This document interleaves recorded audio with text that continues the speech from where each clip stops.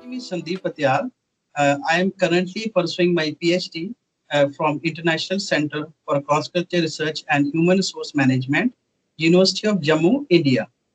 So right now, my topic of interest is HR analytics adoption and impact on organization performance in Indian multinational corporations. And apart from this, I am interested in writing, reading, and from the past 4 to 5 months, I have also started a YouTube channel so that what I learn, I will share to my colleagues, to fresh scholars who face many difficulties like I faced in the past 2 years. That. Thank you so much, Noma. I've always wanted to meet you. I don't know, should I call it in person? I don't know, but should I say virtual person? I've always heard about your program and I'm looking forward to our exchange of information. I am Dr. Mavesele, correctly so. I hold a PhD in accounting sciences.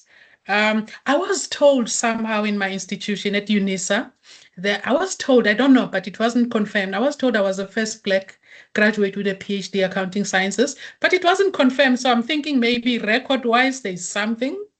Maybe record-wise there's somebody, because in South Africa, when we talk Black people, it's different story. There might be an Indian or colored or but it doesn't matter. But I got it, and it opened doors for so many people. I'm glad to see how many people followed.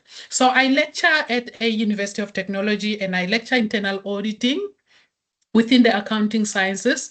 That's my current specialty, but I also specialize in accounting.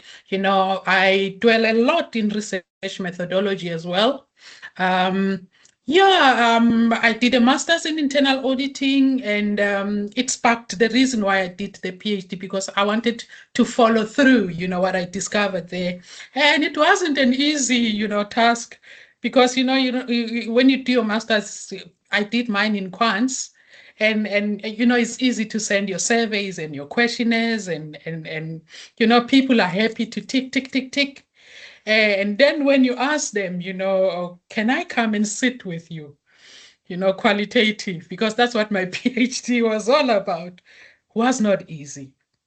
Funny, you get numbers, when you do quants, questionnaires, surveys. People are excited to be part of it. But when you say, can I come see it in real life? Because, we want to solve problems here. We recognize, the participants are very important for economies, or maybe they contribute to certain, growth and so forth. When you ask them, can I come sit with you? It was a nightmare, but I'm sure we'll unpack it as we carry on with our I have conversation. only selected IT companies because IT company have some edge. So they have infrastructure. So they have many things that are available to him. They only have to adopt this with the funding, of course, the money. Then they can easily gain. So I selected only Indian multinational companies who are adopting. And in between that, only the HR people, not all the employees. Because HR, whether it is a top level, middle level, lower level, these are the people who are dealing with human resource. So whether it is use some kind of technical software like Power BI by Microsoft or some other software. So in this way, my interest is also related to data, how the data is working. Because if I take some example of any company, like you have Facebook, you have WhatsApp, LinkedIn. So all these companies are working on data. They have huge amount of data of the people, and these data will help the company how they frame their model of working. Yes.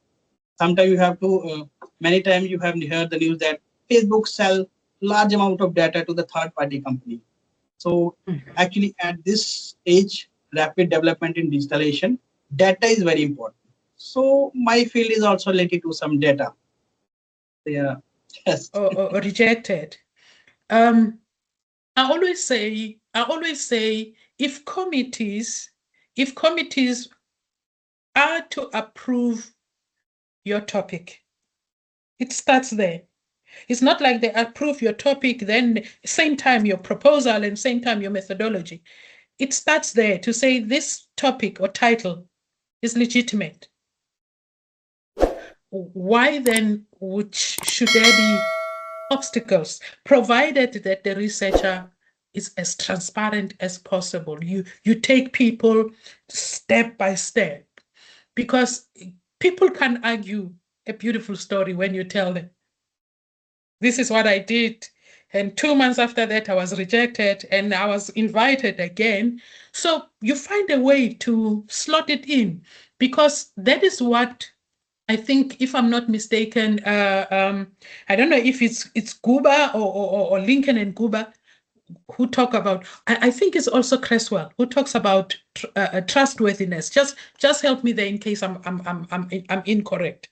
All right, I made a little bit of notes just for me to remember. I think it's where they talk about trustworthiness. Trustworthiness, yeah, it's Lincoln and Guba and Cresswell.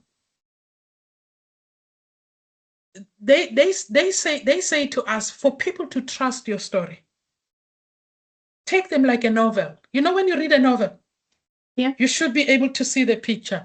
And no one, I don't think even the ones who are so stringent and say, nah, approval should not be granted. I mean, if you come and say the chief has given me permission, remember, you bring in your ethical application, you bring in to convince them to say, I already have permission from the chief. By doing that and documenting it in your dissertation or your thesis, I don't know, that they'll have to fight their objections somewhere, somehow. So the secret I learned about my PhD: be as transparent as possible. You know, or if you read in my thesis or my dissertation, I don't know what people call it. Other people call it dissertation, other call it thesis. I got mine as a dissertation. You know, in the methodology section, I wrote about how I took my semi-structures interviews. I took them first to pilot them. I was fortunate because when I piloted them, I was piloting it to the practitioner who are teaching the SMEs. So it was like the person who understands them more. And this person said to me, listen, stop writing your English in that high level. You're talking to us. So yeah, bring it down to that. So I detail that. And then I support it with evidence that this was a communication between myself and he brought it back, and you name it. I'm sure any qualitative researcher, if you were to document your stuff and you have supporting document and you have the underpinnings, you know, literature base, you have a leg to fight. Why can't they approve it? Unless it's a political story and maybe according to them. You never know. Because then certain hurdles, you no matter how much you have supporting, you know, information, you know, certain doors can open no matter how much you knock, you know. But qualitative researchers document it, supporting document, support it with, you know, give the underpinnings of that. Let's see where the committee sits.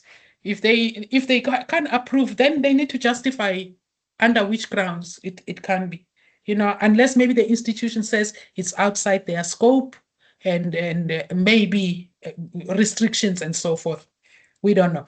But I always argue that if committees approve your topic, remember, they approve it based on maybe conceptual, you know, paper or a logic model before you even write your dissertation. I mean, someone would have read it there. They should have stopped it there before you even